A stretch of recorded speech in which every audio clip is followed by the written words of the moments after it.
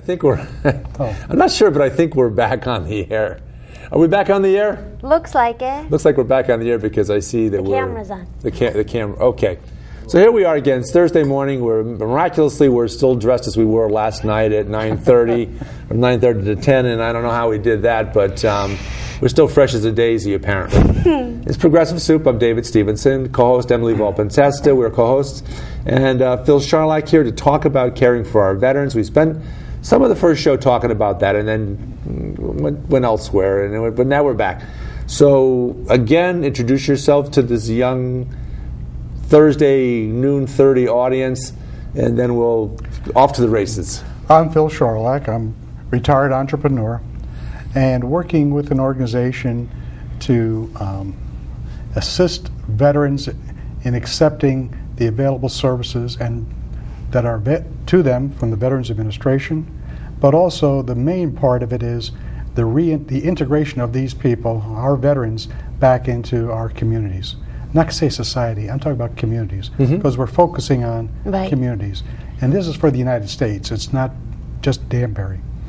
We're developing a model for these activities in Connecticut. There will be 5 model locations. 3 of them we know for sure. We're not quite sure of the other 2. There's of course West Haven, Newington, Manchester, Connecticut. We are affiliated with the universities, and possibly either Danbury or Stamford. We're not sure.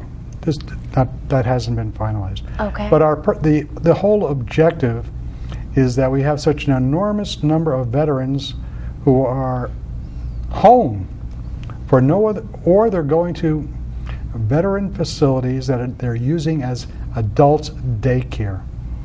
They are not going out into society. They mentally are just not there for whatever reason. And the other is they are not accepting positions or taking that are employment that is available to them.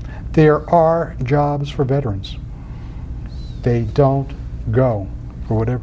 Our role, and we've been asked to develop the program for this, is to assist veterans in their own mindfulness, understanding where they are today. Right. Not focusing on your baggage, whatever happened to you before, whether it's in war or whatever may have happened prior in your military service.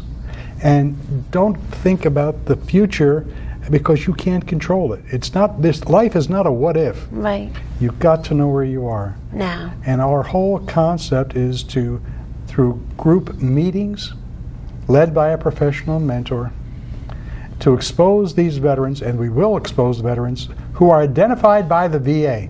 It's not just any veteran coming off the street, which is a wrong term. I don't mean to be that loose about it. Right. Individuals who they recognize have a problem, that they're not assimilating back in society, or even worse, there is a worse. The worst is those veterans who have come for treatment, or whatever it is, to a VA, and never go back. They do not complete the program for them, whatever that program may be. Right.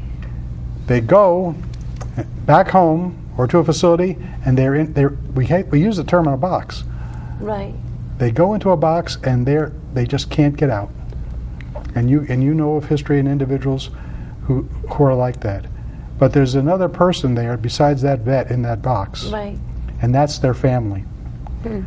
We are focusing on the vet, and we use the term their core supporters. It could be a family member. It could be just someone close to them in their lives. Because the problem that the vet has goes rubs off on, or they're totally exposed to, the family members. High numbers of divorces, broken families, and broken families mean children. Right. This is not a problem with just one individual, a vet. It goes to his family. And we're creating a societal problem with the children. They've seen the worst of the worst. Right. Now, how many of these people do you think, these veterans, how many attend that first meeting very reluctantly because somebody's been prompting them, a family member or a friend that says, you know, you really ought to go, at least go and give it a try. and then they go and they fulfilled that promise to give it a try, and then they say, well, okay, I did it, all right, fine. Right. It could be from 8 to 20. In some cases, there was a meeting in Hartford. 100 showed up. Totally overwhelmed. Yeah. By the way, they keep on showing up. It's not a one and done. Right, that's what you were saying. It's not a one and done. Something happens in that, Right. in the ether. I use the word cloud. Right, right. That it's non-threatening, it's comfortable, and there's a lot to these meetings, to these presentations. By the way, it's not just a mentor talking to you. Right.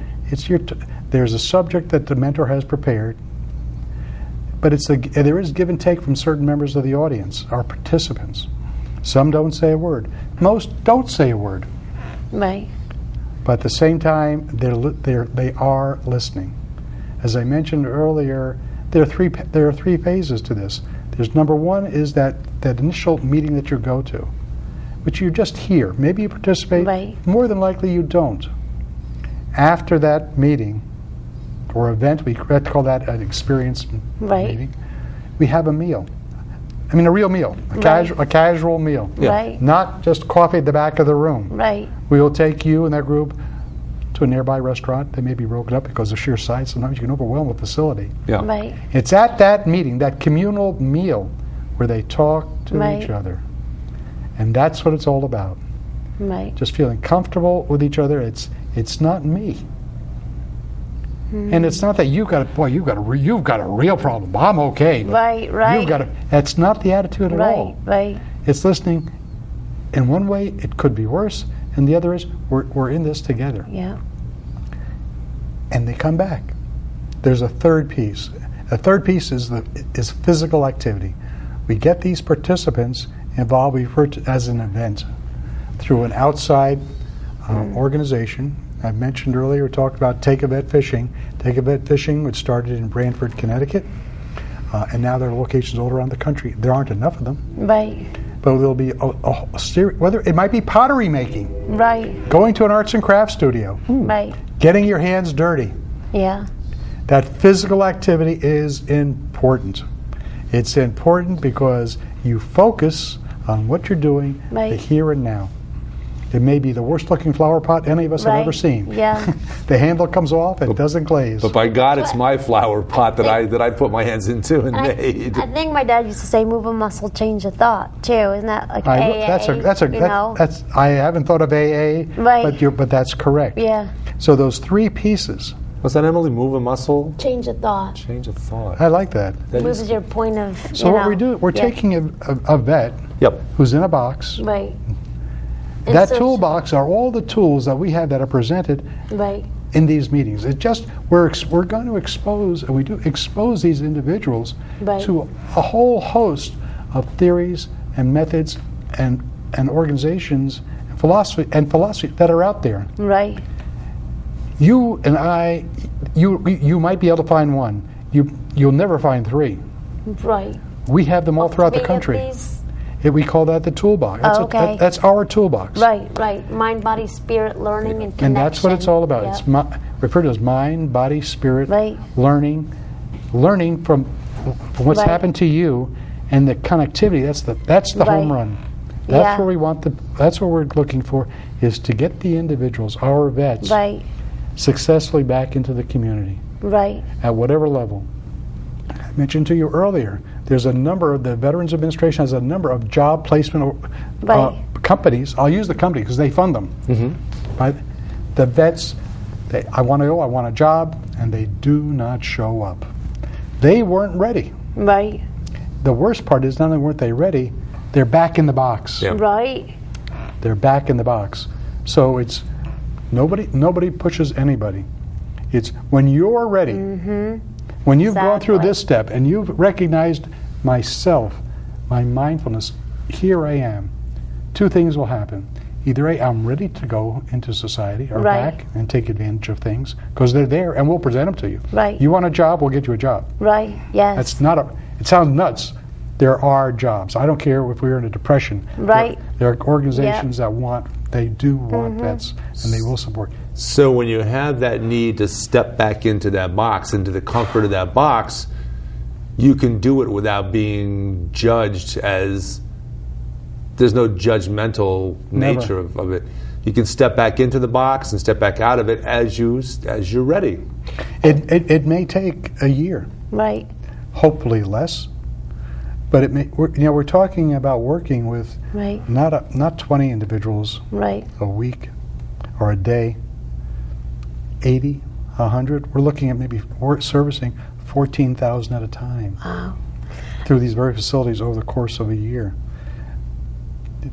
This whole concept of putting this all together, it didn't just fall out of a tree. Right. My role, I am not a practitioner at all. My role is business, organization, management, finance. That has been my experience. I was with Deloitte. I've owned quite a few companies, a number of consumer companies around the United States, and I was retired when this was presented to me to work with them. And what they want, my role again, was organization and management. Will I be there for a long time? No. I feel my role is to find my replacement. I'm Interesting. old. I mean, I found in my own personal experience Right. in management, I want everybody around me to be better than me. Wow. That's Admirable. because they Right. will make me great. Right. Isn't that what makes A leader. isn't that what makes a leader? But what makes somebody that's not necessarily very good at a sport good at managing a team? I haven't thought of it that way. So a lot of managers are players that really, well, because they weren't very gifted, had to work a lot harder for some degree of success. So they know how to go about achieving more success than they really were capable of, and that's what makes them a great manager of individuals that are skillful. I never sat back. I love sports analogies. We had Tony on last Right. week, and Tony, Emily, and I had some great conversations about baseball. So we're Right. completely filled with baseball and sports analogies to throw around today. Well, from a therapist, 'cause I'm a massage therapist, and I know that the practitioners, we don't really heal people. Essentially, people heal themselves, and we're just about creating the environment for them to heal. And it sounds like with this organization, that's what you're doing. And That's they don't want to exactly- feel like patients. That's exactly. Yeah. what- They want to be the- seen as individuals. And we make everything focused on that. Right. Remember, I shouldn't say remember, none of these presentations, meetings, and events Right. will ever take place at a government or a veterans facility. Right. Ah, okay. Right. There is absolutely no connotation. It will never be said. Just doesn't happen. Right. And that is very important to re-emphasize to the individual, to the vet, that it's the community that wants you. Yes. We want you. We don't want you back. We want you. Ooh, exactly. You haven't come into us. Yes. For whatever circumstance, whatever happened, that you were in the military, there's nothing wrong with the military. Right. I happen to believe in universal conscription, by the way, Likewise. because we all will have the same empathy for each other, and we all go through the same life experience. I think Israel's a great example.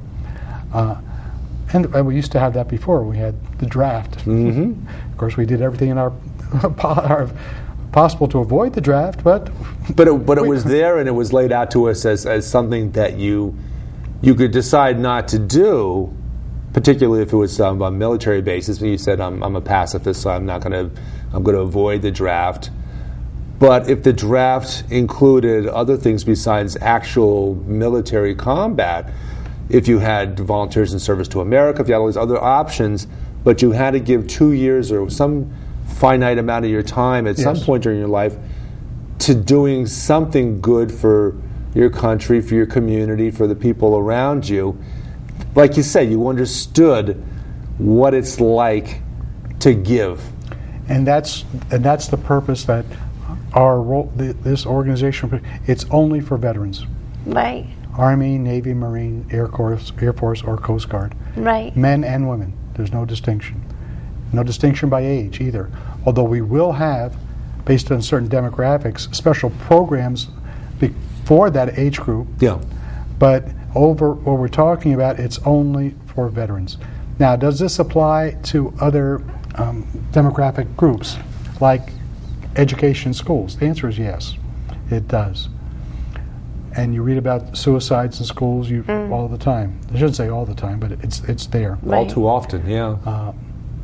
We've come up with a program, or a version of this, but that's not our focus now. Remember, we're only human. Right. We can only do one thing at a time. Well, we can do more than one, but yes, one thing at a time, but at a lot of times. And that's the objective. Connecticut is going to be the model.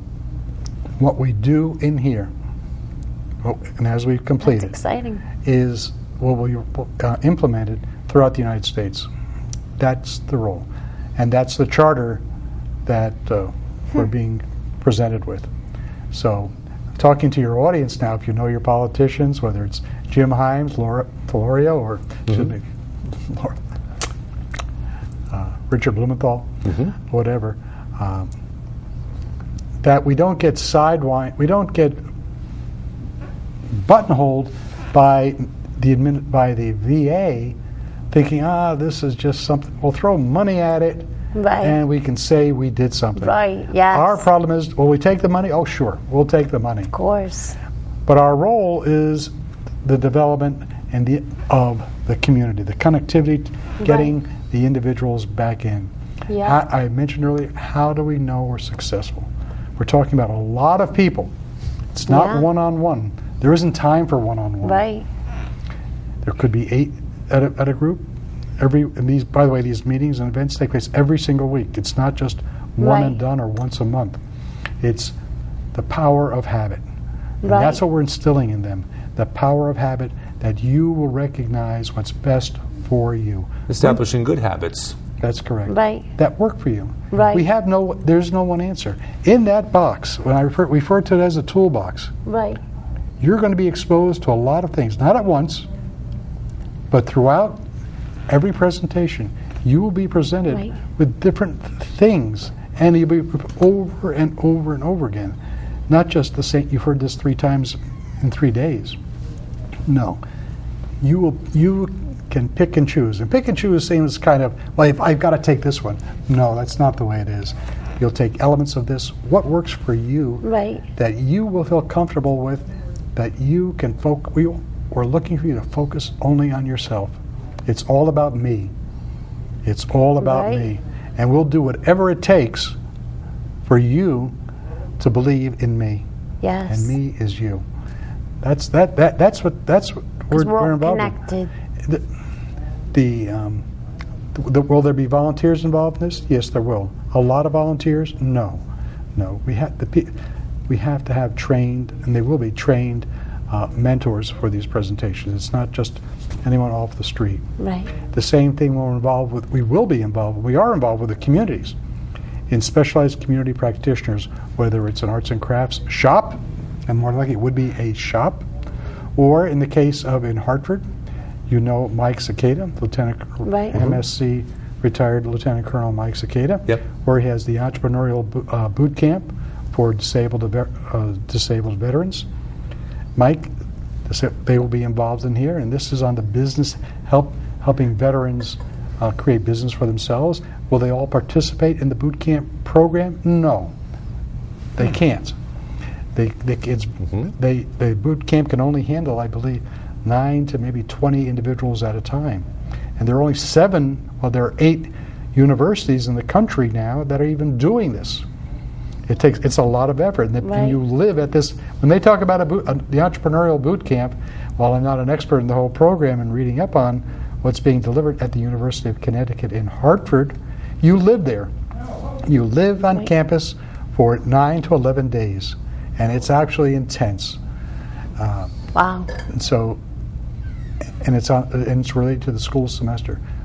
However, there are so many other business development groups out there that LifeBridge in Bridgeport, if you're familiar with that. They provide entrepreneurial assistance. SCORE, I've been involved with SCORE. Right. SCORE, however, is really just mentors. They don't do a hands-on following you and helping you do it. It's pointing you in directions and critiquing you. My role, of course, I've been involved in management consulting, where we tell you what to do and we make it happen. Right. There's a big difference. But on that make it happen, that's what we're concerned with. From our perspective, we call ourselves On-Go Health.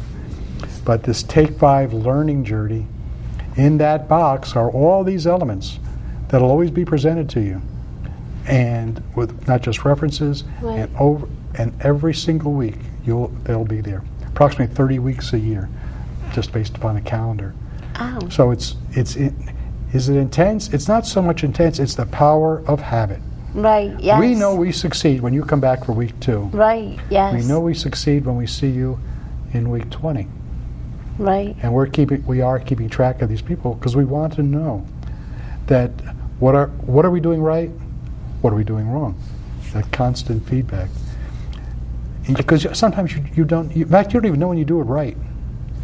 Right. I keep thinking back to what you mentioned about, Emily, about when you're practicing your profession as a licensed massage therapist, and you're doing, in a way, you're doing the healing, but you're also putting it back on them. That it's not, you're there as an assistant, but they're the ones that are actually doing the healing with your assistance, and it comes back to them, and they're the ones. Your patients, your clients are the ones that need to come out of the situation feeling like they're the ones that accomplished what they accomplished. Yeah, with a little help from you, sure, absolutely. Of course, but they did it. They can take credit for making that physical comeback from whatever ailment is bothering them. Yeah, because essentially we're responsible for our own healing. Like, we just create the environment where they feel comfortable enough to. That's exactly what we're talking about. And that's why we use the term mentor. Right. Our group leader, that presentation leader and leaders, they're mentors.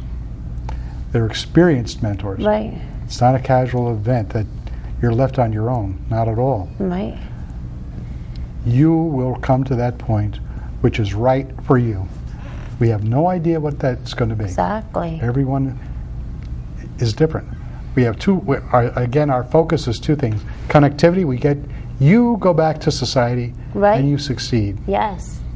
The second is you live. Yeah. We're looking for that mindfulness of if we can do anything to affect the suicide rate of veterans, because it's not medication. It is not medication. It is you, and it's me. And we want, our role is for you to focus on me. And that's what success means for us. Now, do we have experience doing this? The answer is yes. Again, we have 120 locations around the world. Wow. Over 100 here in the United States. You've been to one. Right. You feel comfortable, but we're going the step further by organizing it to the extent of a meal, a casual meal, right after, right then and there, physical activity, physical activities that you've got, because you've got to do something physical. It's not just sitting there and listening and talking. It's being with others who they may have your problem, whatever it is, but you're all together. And it's not a happy group, by the way. These are not happy groups. No, there's a lot. And there's a lot of baggage going on here. A lot of baggage being carried. And we're working with, if I can use the term, the worst of the worst. Yeah. Not a bunch of happy warriors here. Yeah. And it's important that it's a non-pressure environment, that that everyone has their own path for healing. It could take a day, it could take 15 years, it's just I guess as long as you're putting one foot in front of the other, and being not supportive environment, not backtracking, or if you backtrack, backtrack a bit and then move forward again. As long as you're moving forward in a generally a forward direction, then success is there. Right. There are some people behind this, organizations, again relating to corporate sponsors. We're not looking for money from anyone. Right. We have we have the money. That's I have the money is already there. What we're looking for corporate sponsor is for identification, opportunities for the individuals, and it's all community based. Wow. That's the important part. That connectivity is home. Right.